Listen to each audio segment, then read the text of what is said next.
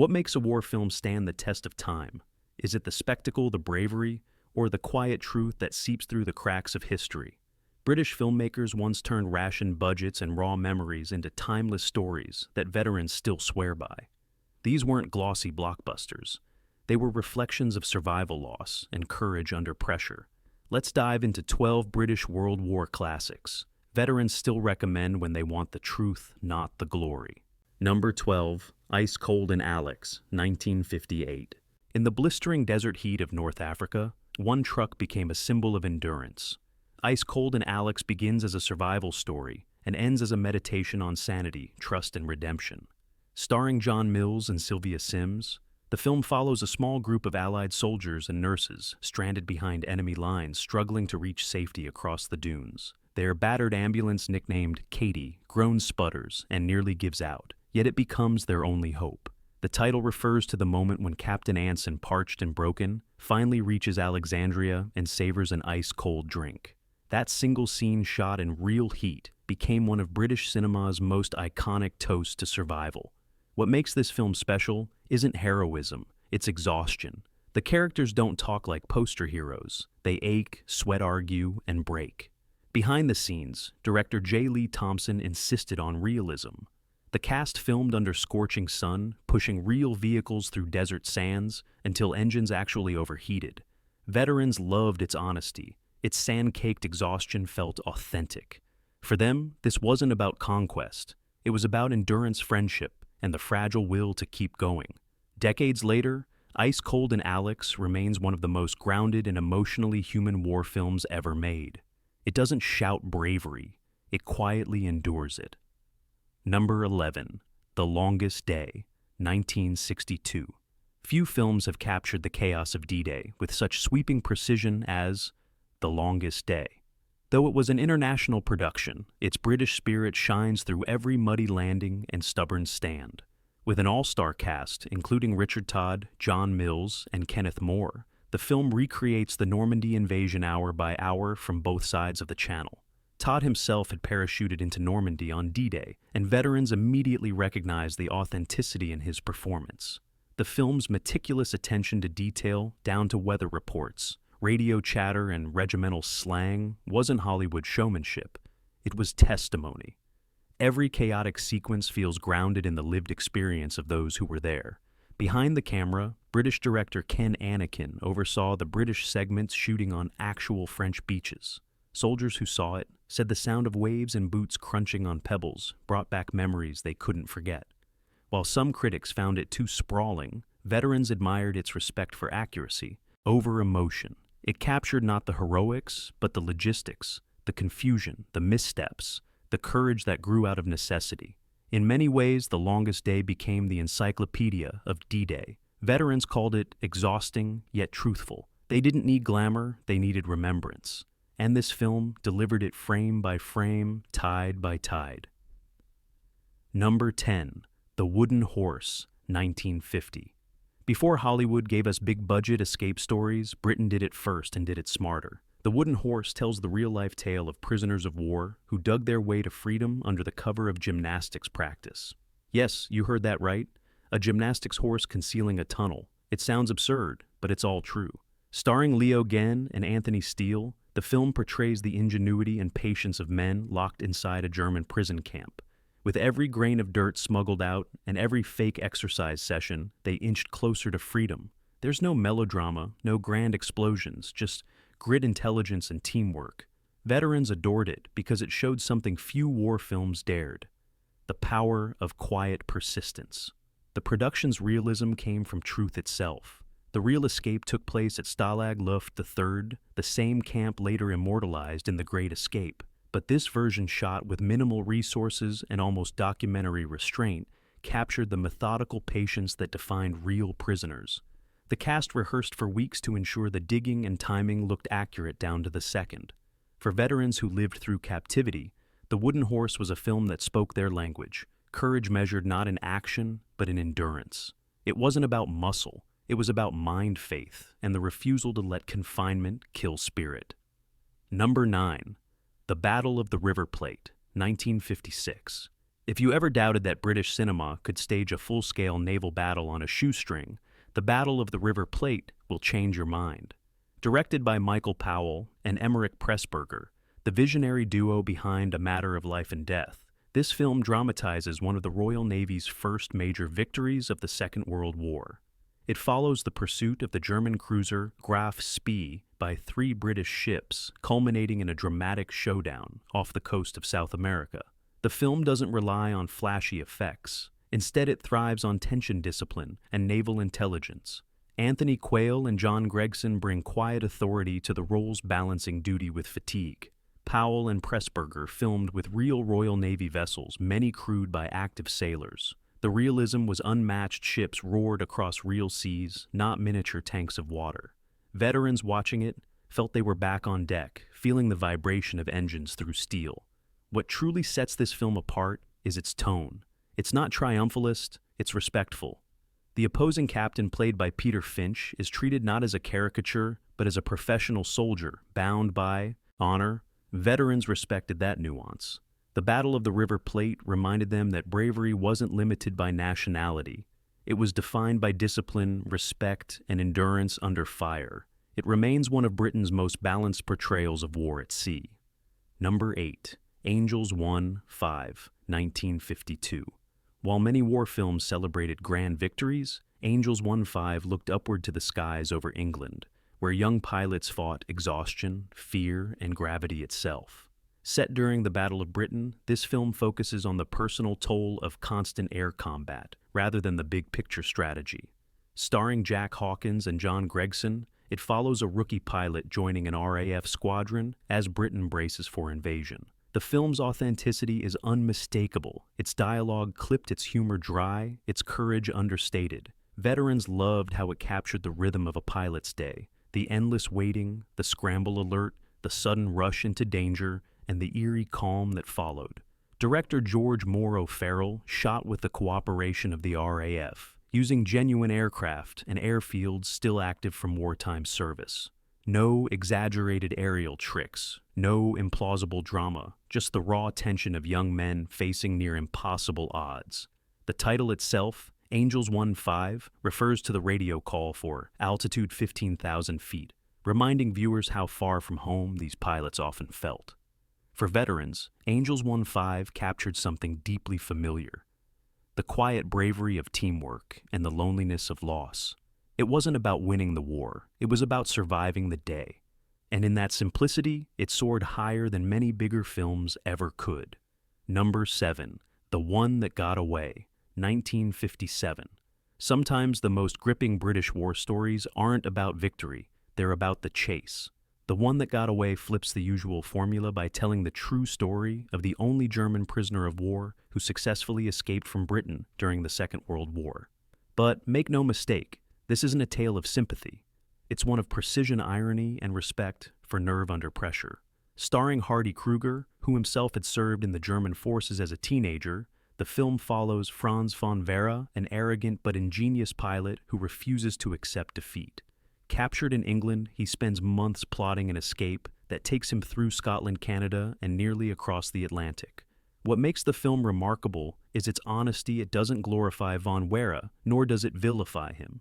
Instead, it celebrates sheer determination, a trait any veteran could recognize. Director Roy Ward Baker approached the material with documentary realism. The sets were based on actual prison camp layouts, and many of the flight sequences were supervised by RAF veterans. The cold, damp atmosphere seeps through every frame, echoing the isolation of captivity. Kruger's understated performance turned the story into something more universal, a portrait of willpower against circumstance. Veterans admired the film's balance. It dared to humanize the enemy without disrespecting the Allied effort. In war, they said, courage comes in many uniforms. The One That Got Away stands as a rare film that reminds us sometimes the measure of a man is not who he fights for, but how far he'll go to be free. Number 6, Ill Met by Moonlight, 1957.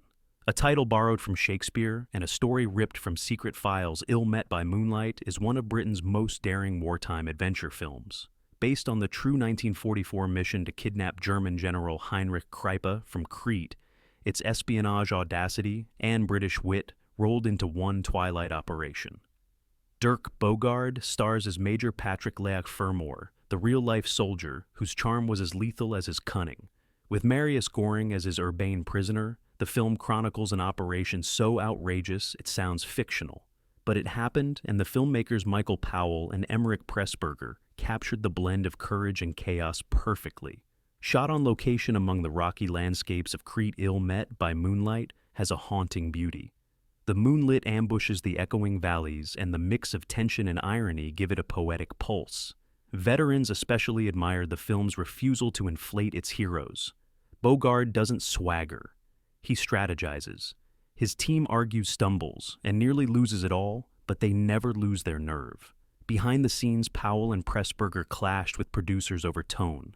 Should it be patriotic or philosophical? They chose both.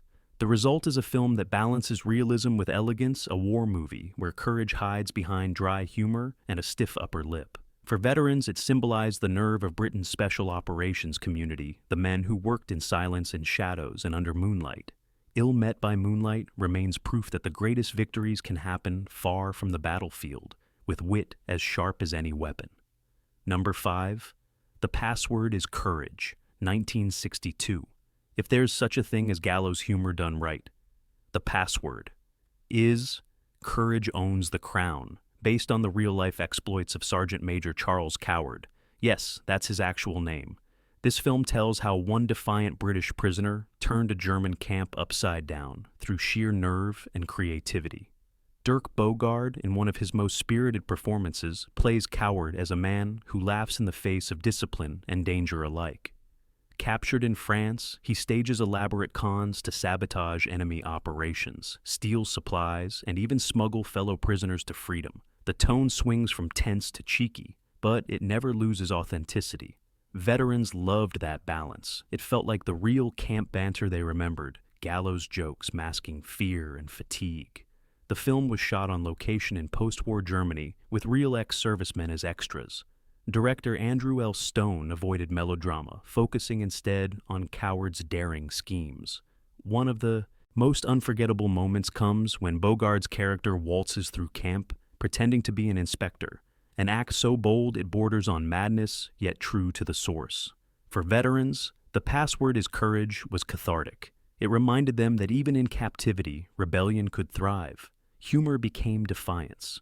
Courage wasn't only in battle, it was in keeping your spirit unbroken when the odds said you should have given up. As one veteran put it after seeing it, we laughed because we lived it. Number 4. Sea of Sand, 1958. Before modern action films turned desert warfare into spectacle, Sea of Sand gave audiences a dose of dust grit and realism that veterans instantly recognized. Set in the North African campaign, it follows a patrol of the long-range desert group precursors to today's special forces, as they undertake a near-suicidal mission deep behind enemy lines. Starring Richard Attenborough, John Gregson, and Michael Craig. The film's power lies in its simplicity. There's no glamour here, just blistering heat, empty horizons, and the weight of endurance. The men argue, joke, and cope with exhaustion as they trek across the dunes, their vehicles bogged down in the shifting sand. Every decision feels like a gamble between life and failure. Director Guy Green himself, a war cinematographer, knew exactly how to shoot the desert, not as a backdrop, but as an adversary. The camera lingers on footprints vanishing in the wind engines, sputtering out men squinting through mirages.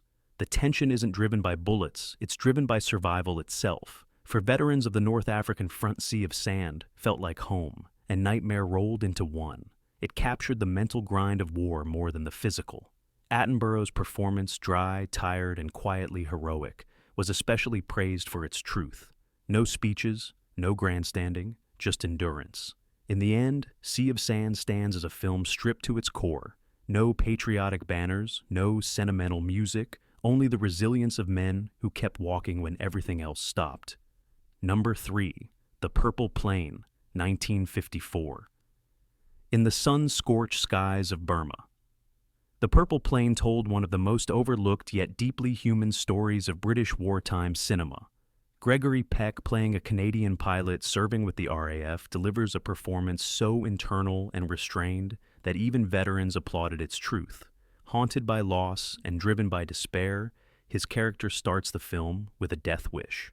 But when his plane crashes in the Burmese wilderness, survival becomes the only mission left. Alongside two wounded comrades, he must cross miles of hostile terrain under blistering heat with barely a drop of water. Director Robert Parrish focused on realism over spectacle. The film's desert-like landscapes were shot in Ceylon, and the actors endured real temperatures above 100 degrees. You can almost feel the sweat through the screen. Veterans praised its depiction of mental fatigue, the quiet madness of survival, where bravery is just another word for endurance. Unlike most war films of the era, The Purple Plain doesn't glorify combat. It's about the fight after the fight, the slow rebuilding of the will to live. For many veterans, that message hit close to home. They saw themselves not in the cockpit scenes, but in the silence afterward. In its subdued way, The Purple Plain became one of the few films veterans called honest. It doesn't ask for applause. It simply walks on, sunburned and unbroken. Number 2. The Captive Heart, 1946. Released just a year after the war ended, The Captive Heart carries a weight few films could. Directed by Basil Dearden, it tells the story of British prisoners of war held in a German camp, men who cling to hope through letters, memories, and makeshift rituals of normalcy. But at its center is a twist of identity. A Czech officer who assumes the name of a dead British soldier to avoid execution. Michael Redgrave leads the cast with quiet grace, portraying a man torn between guilt and belonging. The film isn't about escape, it's about endurance. It captures the daily rituals that kept soldiers sane, swapping stories, brewing tea, writing home. For veterans, it felt like looking into a mirror. The production itself was deeply personal. Many of the crew had served during the war, and some of the extras were former POWs. Their input shaped every detail from the way uniforms wrinkled to how boredom slowly drained the light from men's eyes. What audiences remember most isn't action, it's emotion. The moment Redgrave reads a letter, meant for another man's wife, still breaks hearts decades later. Veterans called it the film that understood. It spoke not of bravery in battle, but of dignity in waiting.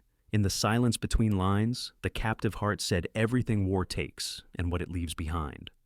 Number 1. Carve Her Name with Pride, 1958.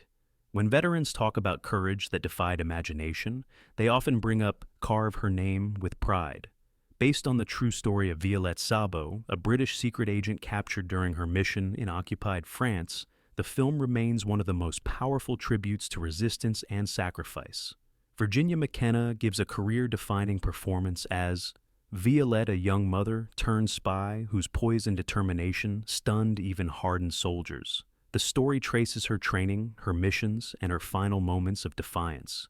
Yet the film never resorts to melodrama. It plays out with restraint and reverence. Director Lewis Gilbert, who would later helm several James Bond films, kept the tone grounded and deeply human. McKenna trained with real veterans of the Special Operations Executive to understand how courage could exist alongside fear. The result is a portrayal so believable that veterans wept openly during its premiere. Filmed in post-war France and England, the movie captures both beauty and loss.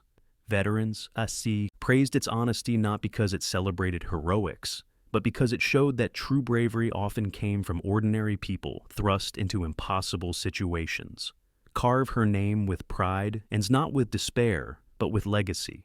It reminds us that history is carved not in marble but in memory, and that courage once witnessed never fades. For veterans, it wasn't just a film. It was remembrance in motion. From desert patrols to prison camps, from skies to shadows, these 12 films don't just tell war stories. They tell the truth about what it meant to live through one. British cinema turned pain into purpose and purpose into timeless storytelling. Which of these would you call the most authentic? Drop your pick in the comments, share it with a fellow film lover, and subscribe for more cinematic deep dives. Because history isn't over, it's still playing one reel at a time.